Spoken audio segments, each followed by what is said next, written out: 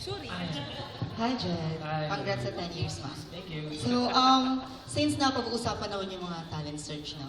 Kung mabibigyan ka ng chance to coach, like, you have to choose like Star Power, The Voice, and X Factor, alin dun yung gusto mong mas maupuan? Siguro, kahit ano, any of the three contests would be fine with me. Iba-iba kasing format, diba? Mahirap lang sa The Voice kasi pati ikaw binabash sa Twitter pag coach ka. But you know, any avenue for me to coach or to help, I'd be very happy to do that. So, in case, you know, in the future, pag may offers to coach or to teach anybody how to sing, I'd be very happy to do that. Okay. Kasi mas nice yung mga idea mo na gusto mo ring ipasa yung talent mo sa ibang tao na gustong sumikat, diba? Well, ano naman yan eh, it's your way of paying forward also.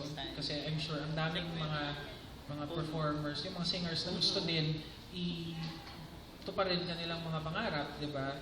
And I know how it feels to really want something, to really want to pursue a dream. Ang hirap, nakaka-depress, nakaka-frustrate. And, you know, I'm just lucky that I was surrounded by the right people who pushed me and brought me to the right places. So, I myself would like to be a person who could make somebody's dream come true also.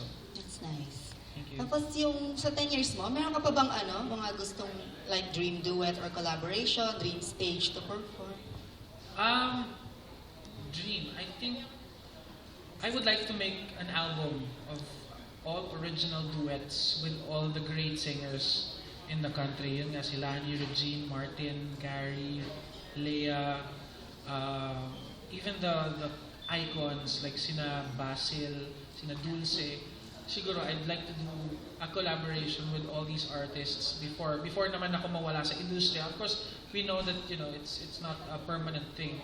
At least mo lang ma-immortalize yung boses ko with these wonderful artists. Thank you. Thank you. Thank you. Do we have any more questions?